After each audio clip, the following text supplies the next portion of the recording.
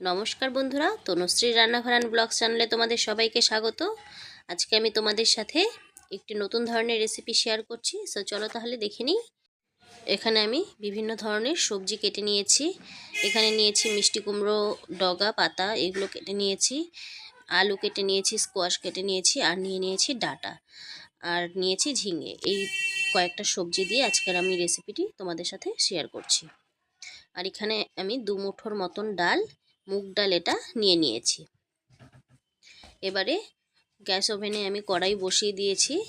এবারে দিয়ে দিলাম আমি সর্ষের তেল। এবারে তেলটাকে কিছুক্ষণ সময় নিয়ে কিন্তু আমি গরম করে নেব। তেলটা গরম হয়ে গেলে এবারে আমি দিয়ে দিলাম ফোড়নের জন্য 2টো শুকনো লঙ্কা, আর দিয়ে দিলাম 1/2 চা চামচ কালো জিরে। এরপর আমি ফোড়নটাকে কিছুক্ষণ সময় ভেজে নেওয়ার পরে তারপরে কিন্তু দিয়ে দিলাম সেই মুগ ডালটা। মুগ ডালটাকে কিন্তু একটু লালচে ব্রাউন কালার করে কিন্তু ভেজে নিতে হবে।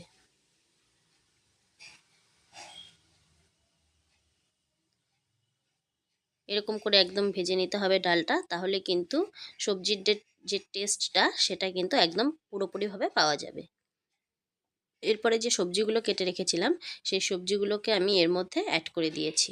দিয়ে এবারে ডালের সাথে সবজিটাকে ভালো করে কিন্তু আমি উল্টে পাল্টে মিশিয়ে নিচ্ছি। এবারে দিয়ে দিলাম এর মধ্যে 1 চামচ নুন, দিয়ে দিলাম 1/2 চা চামচ হলুদ গুঁড়ো। দিয়ে এবারে নুন, হলুদ, ডাল, সবজি সমস্তটাই কিন্তু একটু ভালো করে কিন্তু মিশিয়ে নিতে হবে। ভিডিওটি স্কিপ না করে দেখো বন্ধুরা, ভালো লাগবে। এই সবজিটা কিন্তু তোমরা চাইলে রুটি দিয়েও খেতে পারো। এবারে মোটামুটি আমি গ্যাসের আঁচটা কমিয়ে দিয়ে মোটামুটি 2 মিনিটের মতন কিন্তু একটু হালকা করে ভেজে নেব। এবারে এখানে আমি 1/2 গ্লাস মতো জল অ্যাড করে দিয়েছি। দিয়ে সবজিটাকে একটু ভালো করে নাড়াচাড়া করে নেওয়ার পরে আমি কিন্তু একটা ঢাকনা দিয়ে ঢেকে দেব মোটামুটি 5 মিনিটের জন্য।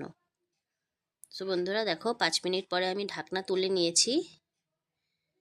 সবজিটা কিন্তু আমার মোটামুটি 70% মতন প্রায় সেদ্ধ হয়ে গেছে।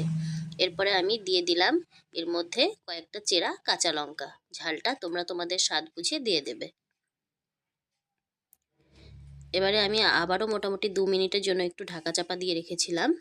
দেখো ডালটা কিন্তু আমার অনেকটাই সেদ্ধ হয়ে গেছে আগের থেকে, আর সবজিটাও কিন্তু অনেকটা মজে এসেছে। পুরো জলটা যে আমি দিয়েছিলাম সমস্ত জলটাই কিন্তু একদম টেনে গেছে। এবারে কিন্তু কিছুক্ষণ সময় নিয়ে এটাকে আমি ভালো করে একটু ভেজে নেব।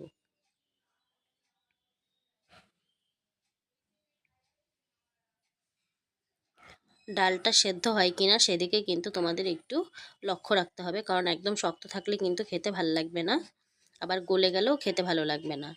এবারে কিন্তু আমি পরিমাণ মতন জল এর মধ্যে দিয়ে দিয়েছি। একদমই সহজ এবং সিম্পল একটি রেসিপি।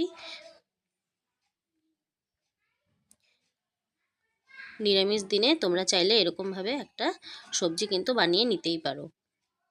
এবারে কিছুক্ষণ সময় নিয়ে ফুটিয়ে নিলেই কিন্তু তৈরি হয়ে যাবে আমার এই সবজির রেসিপিটি। তো ভিডিওটি যদি ভালো লেগে থাকে বন্ধুরা, তোমরা কিন্তু অবশ্যই একটা লাইক করে পাশে থেকো। আমি এখানে চিনি অ্যাড করিনি, তোমরা কিন্তু একটু চিনি অ্যাড করে দিও, তাহলে কিন্তু খেতে আরও খুব বেশি ভালো লাগবে। তো পরবর্তী ভিডিওর অপেক্ষায় থেকো বন্ধুরা, ভালো থেকো, সুস্থ থেকো।